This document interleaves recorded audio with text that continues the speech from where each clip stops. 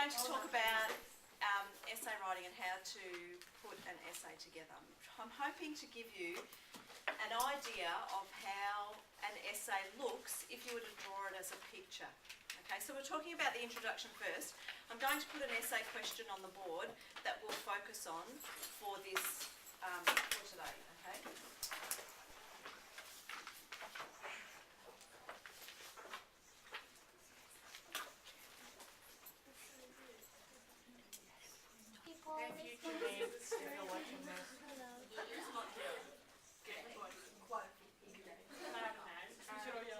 Okay, the question today is, being part of a family can be a burden?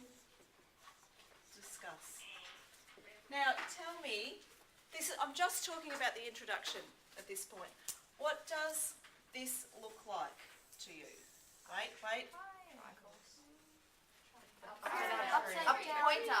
A pointer.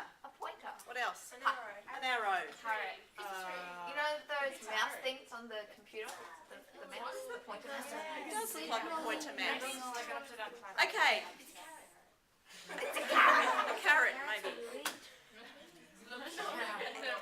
Any way you look at it, even if you're looking at it as a carrot, it is pointing at something. The whole idea is that this is metaphorically what an introduction looks like, because it is pointing to the rest of the essay. Does that make sense? It gives your reader, so the person reading your essay, once they've read the introduction, they should actually be able to tell, this student understands the topic, and I can tell already what they're going to be writing about. And they should be able to tell whether you're on the mark and whether it's going to be an okay essay. So what we do, so you should be copying this down now, is we're going to break it up. And Can I just interject? Please. I call it a preview. So guys, if you wanted to watch a movie, you watch often a preview of that movie. So in that trailer, it gives you a clue as to what this movie is actually about and how it's going to develop, but it doesn't give you real detail, and it definitely doesn't give you the ending. So I refer to it as a preview, and think of it in terms of a trailer to a movie that you watch to see, okay, where's this going? What's it going to include? Perfect. So maybe we'll put some of those notes in. Where is this essay going? And what was the other one? What am I going to see? Is that right? Yep. What am I?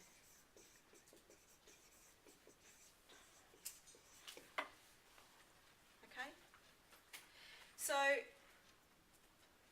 what we're talking about is that the introduction has to really feel like it's introducing something, and that when we actually go to write the body of our essay, we're going to make clear promises in here about what that essay is going to be about. So then we break our arrow up into 3 parts. Okay? The first part we would call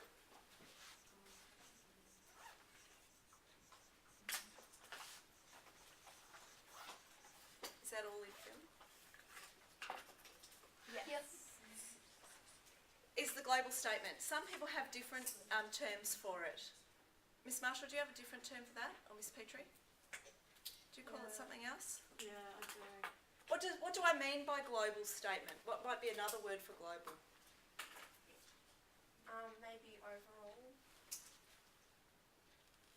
Yeah, overall. Or overarching. I call it overview of text, but it's got to be related to questions too. Yeah. Overview. Another word for global could be big. So you're making quite a big statement here. And it has to be directly related to our question. So if we were doing, being part of a family can be a burden, what you're not introducing yet, it comes in this part here, is the movie, the director, the novel, the author.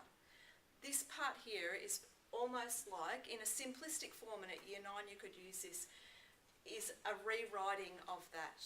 So this part here is where we introduce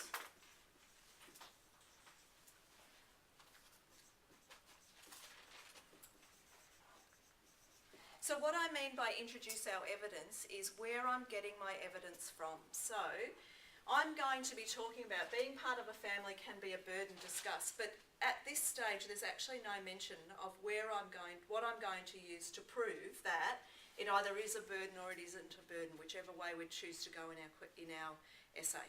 So is it So in here we're just introducing the fact that we are going to discuss whether being part of a family can be a burden, and in here we're going to say that what we're using to prove that. So if the question was love at first sight is not possible, we'd talk about love at first sight here, and in here we'd say that we're using Romeo and Juliet to prove that. Does that make sense? So we'll do a practice example of it in a minute. So here we're introducing our evidence, and as Millie just said, here we're actually going to pinpoint. So do you see how the arrow gets thinner and thinner? So at the beginning, it's a big statement, it's a global statement, it's a big part of our arrow. Then we come down that little bit so that it's a little bit more refined, and then right here is the pointy end, and that's when we're going to really say what our essay is going to be about. So let's think about Gilbert Grape. Being part of a family can be a burden. If we're writing this as a class essay, let's say that we're going to agree with this statement for now, okay? Give me some statement from thinking about the movie that might prove that being part of a big family is in fact a burden. He has to provide for the family, the money.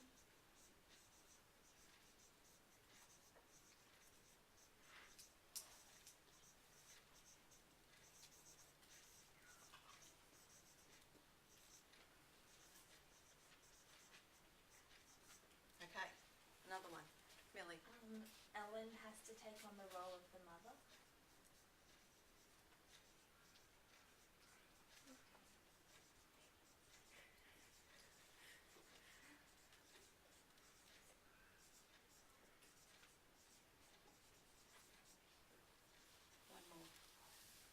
One more?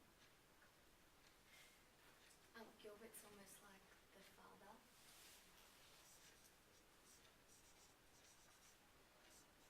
So Gilbert has responsibilities. Oh. Which are more perhaps than what a person in a smaller family might have. So Gilbert has responsibilities. One of the things that is not quite clear in this is that you're kind of answering this question about the fact that Gilbert's father is not alive and the mother is incapacitated by her weight.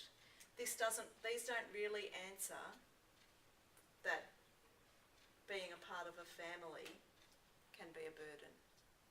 Does that make sense? How does being a part of a family, you would have to say in here something about the fact that his family is dysfunctional. Hannah. Because he's always having to look after Arnie and he doesn't really get to do much for himself. He just has to. So maybe, I'll go back a bit, maybe in our global statement here, we're going to have to say that because families are all different and there are different responsibilities in a family, because then we can say that part of his responsibility is that he has a younger brother with disabilities that he has to look after. Is it clear? Okay. So let's go back and have a think about that global statement then. If we're saying being a part of a family can be a burden, how are we going to show that we're actually going to be talking about a particular family? Someone give me a global statement, but that doesn't actually introduce Gilbert and his family yet. Being part of a modern society family can be difficult on each member. How does Gilbert's family then fit into that? Because remember that this is, in fact, this whole thing is a clear promise. So the minute I mention modern day family, my essay then has to be about modern day families. But the movie's set in the 80s. So we can't use that term unless we're actually writing an essay about families today. Does that make sense? So there's nothing wrong with your sentence, but you have to keep in your head the whole time, I'm making a promise to my reader about what this essay is going to be about. With the like dot points with the last little bit, could you say like the Gilbert has very little freedom or like choice of his life really? Like Okay. he sort of kind of just does Yeah. stuff with family.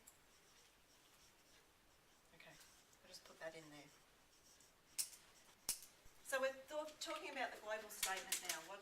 What sentence that is not a big sentence as in lots of words, it just doesn't give away too much at this point. What sentence might we put in there? It has to, yeah. Being part of a family can sometimes constrain your choices.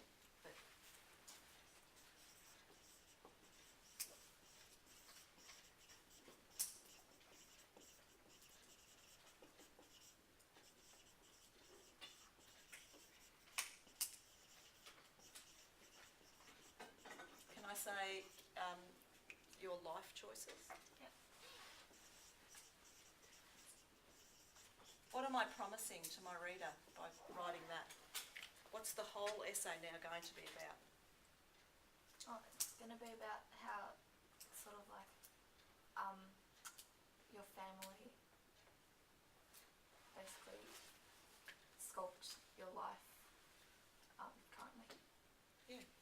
Like different families like have different rules and different consequences. About the burdens that being in a family can put on you. Maybe about some of the constraints that being a family has. So how will these still fit? Because we are promising now to write about that family can lock you in and stop you from perhaps growing in different places. So yes, this one would, wouldn't it? Gilbert has to provide for his family. Alan has to take on the role of a mother. Gilbert has responsibility and lacks freedom. Do you think they work? Yeah, they still worked. What's this part of our promise? Millie? Okay, so what evidence are we going to use? So you have to imagine you're standing in a library and someone says to you, I want you to write me up a piece about the heart and how the heart pumps blood. It's a science teacher asking, and they put you in the library. Where do you go to get that evidence? The information section. And then you go to where? What part of the library? The human body. Yeah, human body, okay? So I'm saying to you, I want you to write an essay about family, being part of a family can be a burden, but I'm only allowing you to use one thing for evidence, and that is this book, this film, okay? So our evidence is going to come from What's Eating Gilbert Grape. So how are we going to write that? We can't say using, we don't start like that. Do you remember from past writing introductions, how might you start this sentence? We can also bring characters in. The director. Yeah, okay. Do you know the director's name? No. Do you know the director's name? Leslie Hellstrom, Thank you. Barbara Newhouse. Yeah, everyone's saying his name. Now, I'm just going to get rid of this so that I can write, because I've only got this space in which to write. The director of... Are you getting this down?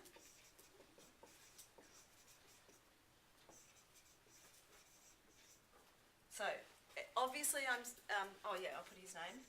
I see, I hope I'm spelling it right. Hellstrom, comma. I'm clearly, the way I've written it, I want to write something else. And it needs to link back to my global statement. The director of What's Eating Gilbert Grape, Lasse Hellstrom, what? What does he do in that movie? Clearly portrays that being part of a family can be a burden. Beautiful.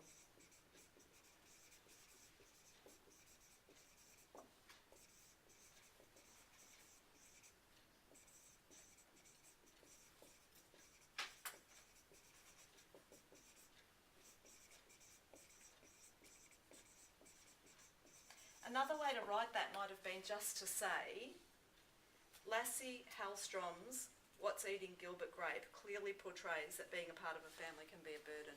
That would be a less awkward way, a more simplistic year 9 way to write it. As you get older and you go up to year 12, you'll find better ways to word this stuff. This is the simplest possible form. It's not entirely clear through that sentence that we're actually going to use this film. We've just said the director clearly portrays. We've said this is one of the things he directed. It kind of sounds like in all of his movies he clearly portrays this. So, clearly portrays, maybe we'll put in here, in this film. That kind of brings it back a little bit. So, the director of What's Eating Gilbert Grape, Lassie Hallstrom, clearly portrays in this film that being a part of a family can be a burden. That brings it back to this film.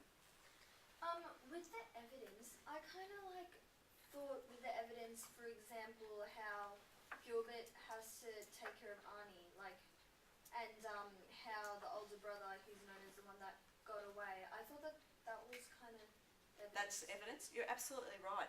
But how do you know that stuff? What did you watch to know that stuff? Oh, yeah, the movie. Okay, so I say to you, here's your iPad. I want you to write me an essay on dogs. What's the first thing you're going to do? Go to Google, look up dogs, Yeah. find a website. And then I say to you, I only want you to use that one website to get your information for this essay about dogs. Okay? Yep. So that you're just saying, you would say in your intro, so cats, you're going to write an essay on dogs are better than cats. Dogs are better than cats. On the website, the findings there are that dogs are better than cats.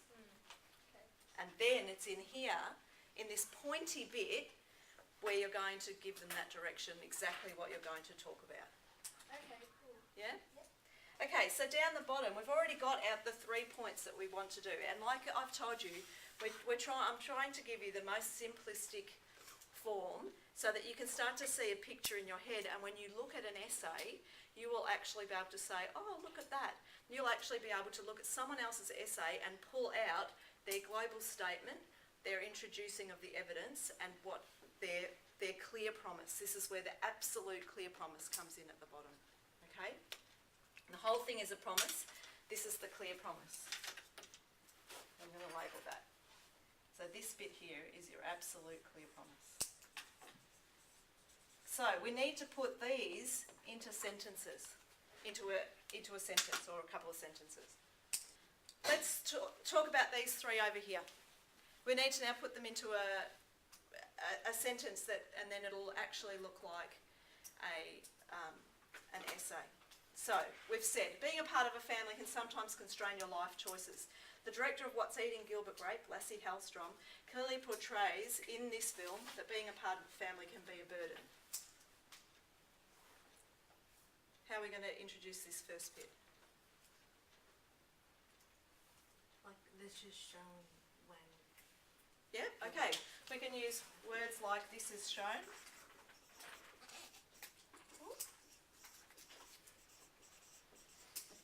You could also say the piece of evidence and then say this is indicative of some emotion or something.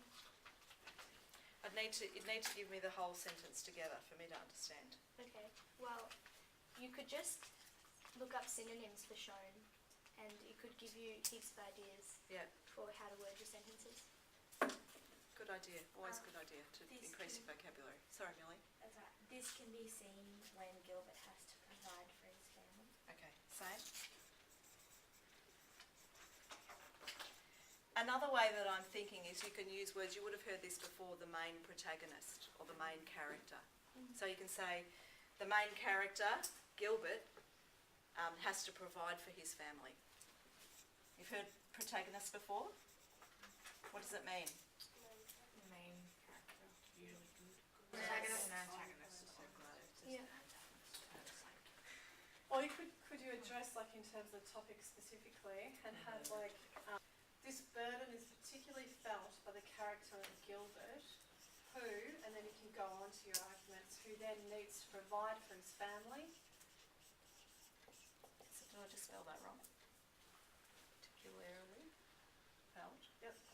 by. His family. Oh, Would- sorry, the character of Yep. Gilbert.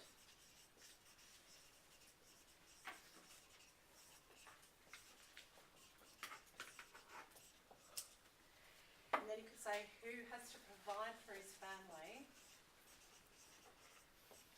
It's looking a bit messier. Hopefully your notes look better than this. And therefore, these responsibilities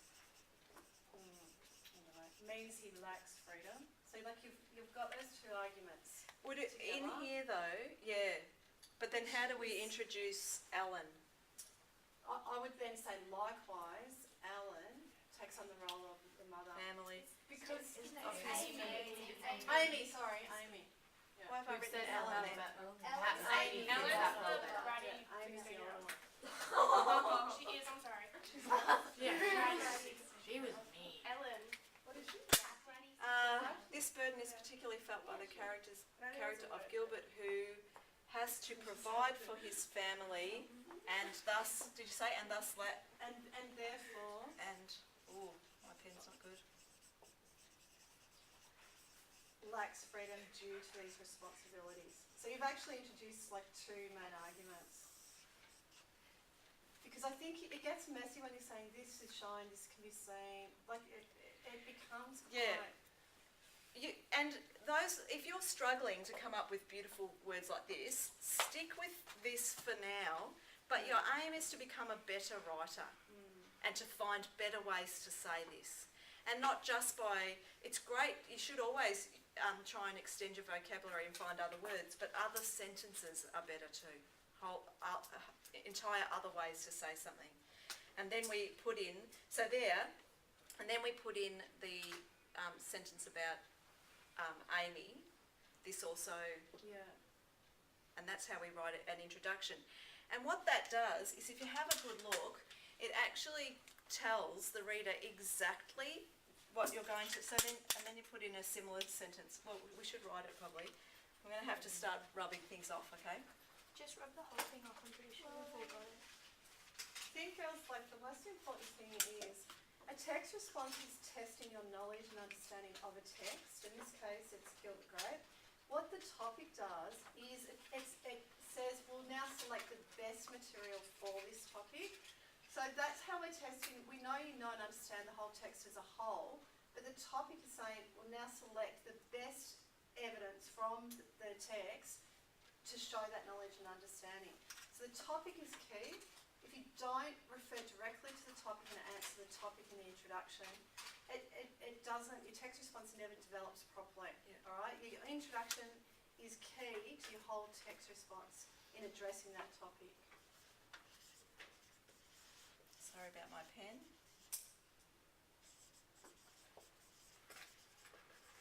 What's our Amy? Likewise, Amy's forced to take on the role of mother.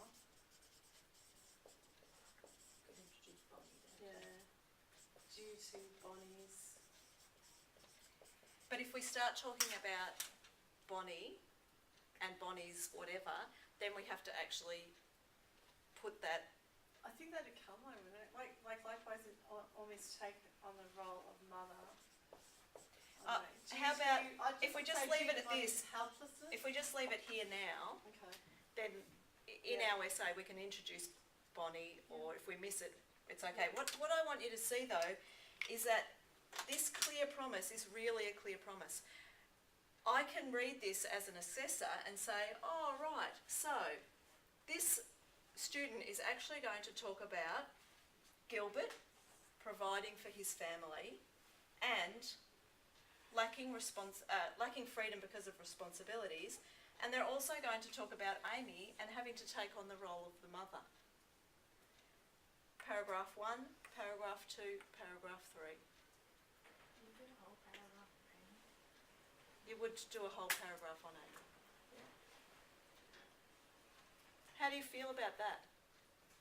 Does that make things in your head that now that you can see the picture and you understand the direction? And then, I'm just going to rub that whole thing off, but you all should have the notes now. What your essay, and we don't really have time to go over this properly now, but tell me, when you're writing, from what you remember from classes in the past, what 4 parts should be inside an essay, a paragraph, a main paragraph? Hayley? Teal. Teal. Okay. Does everyone remember that? Some people say peel. Topic or point. Peel's fine. Okay. What do they stand for? T? Sentence. Or point.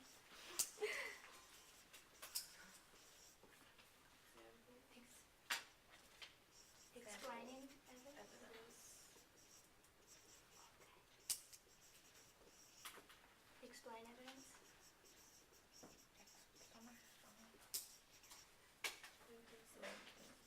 Sentence. What are you linking it back to? The main topic.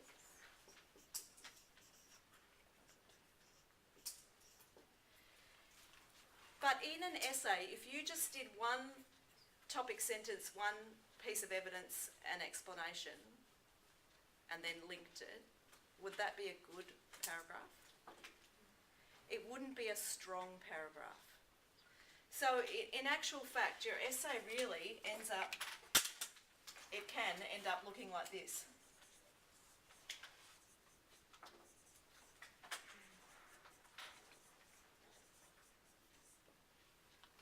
Yeah? It can actually end up looking like that. If you only had the one in there, it wouldn't really have enough strength. Okay? Now, this is where I want you to see how the picture works out. Up here we've got our intro, our conclusion, which we'll have to talk about it on another day, but I think you would probably be okay with it. It's a little bit like a backwards introduction, but it doesn't have as much information. It's more of a roundup. But it goes backwards to a more global statement. Do you see? Big down the bottom, pointy at the top. What does that look like if I turned it on its side?